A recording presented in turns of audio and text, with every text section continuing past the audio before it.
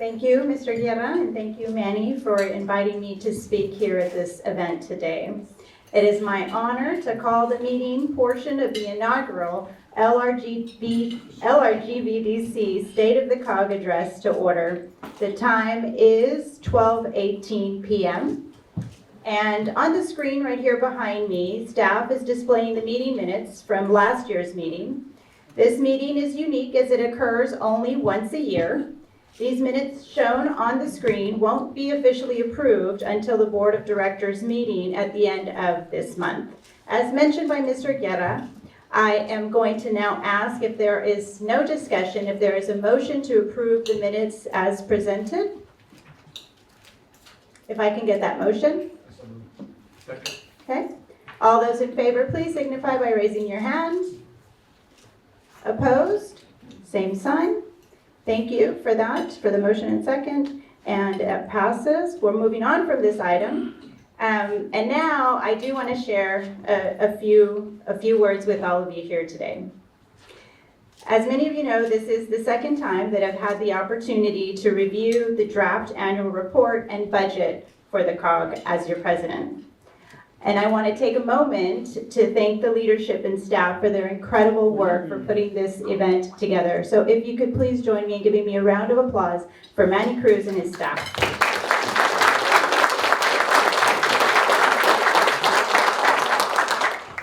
I will tell you, it's really nice to come and have a meal and enjoy and network and talk with our colleagues, but it does take a lot of work in putting these events together, so we really do appreciate you, Manny, and all that you do. You make us look really good, so thank you. After last year's meeting, I saw that this would be a unique opportunity to spotlight the vital work of the LRGVDC, not just for the meetings that we hold, but for what we represent and achieve as a board.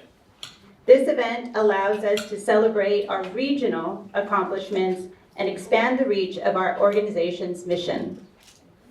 Spending this past year as president of this organization has shown me how critical it is that we work together as a region. I've seen firsthand the positive impact of the COG in my own community of the city of Harlingen. For example, I know Margarita is here, but she is in the back. The Department of Health and Human Services, through the Area Agency of Aging and Disability Resource Center, hosted their annual Veterans Festival in the city of Harlingen at the Harlingen Convention Center.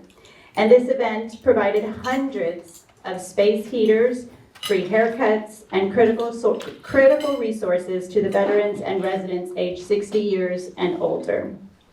The City of Harlingen has also collaborated with the LRGVDC to improve public transportation. This includes working with Valley Metro to secure 12 acres near Interstate 2 in the I-69E interchange for the future transit center that will enhance connectivity and expand transit infrastructure in our community. As a board of directors, we oversee millions of dollars allocated to our region and ensure our programs focus on impactful and innovative work. And over the past year, we have achieved quite a bit that I'll share with you. Supporting regional clean energy efforts, we oversaw the initial application for the Department of Energy's Clean Cities and Communities Initiative. Over the next year, the LRGVDC will pursue the second application, securing a 5-year contract to serve as a hub covering 18 counties in South Texas for alternative fuel, EV infrastructure, education, technical assistance, and grant applications. Expanded educational opportunities. We facilitated the extension of the police academy into Starr County to provide training for law enforcement officers as well as for the city of Combs. Promoted regional transportation innovation. Many of us here also serve on the RGV-MPO Transportation Policy Board, and this past year, we welcomed a new executive director who will guide us into a new era of transportation planning. We strengthened economic development. We created the Economic Development Advisory Committee to unite local EDCs and UTRGV in developing the region's 5-year comprehensive economic development strategy, soon to be approved by the Economic Development Administration. We supported public safety and homeland security grants. Through the Criminal Justice Homeland Security Department of the COG, we facilitated and assisted with awarding over $6.6 million in grants from various programs, ensuring resources reach communities throughout the region.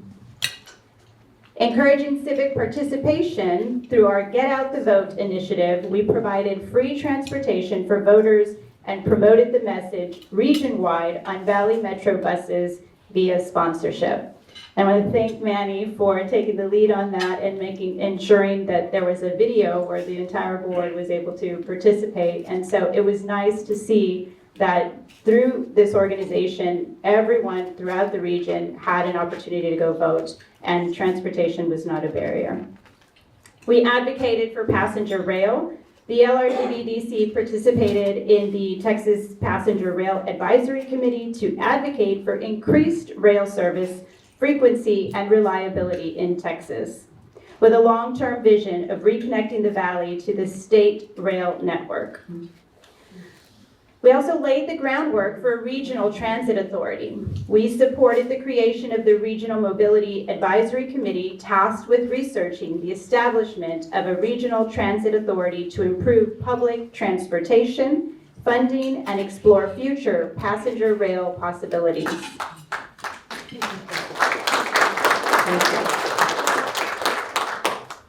Enhanced active transportation. We did this by procuring the next generation of loggers, batteries, and software for the Rio Grande Valley Bicycle and Pedestrian Counter Program. We also approved rankings and recommendations for the Homeland Security Advisory Committee and the Solid Waste Advisory Committee. And last but not least, of course, we supported water resource management. As host of the Region M Water Planning Group, we provided communities with updates on water issues, facilitated discussions with state and federal agencies, and shared funding opportunities from the Texas Water Development Board. Together, we've kept innovation and regionalism at the forefront, ensuring the sustainability and success of our programs. And I'm confident that with the continued dedication, the LRGVDC will remain a catalyst for progress in the region. And now it is my pleasure to invite the real man of the hour, Mr. Manny Cruz, to present the annual report and budget. Thank you so much.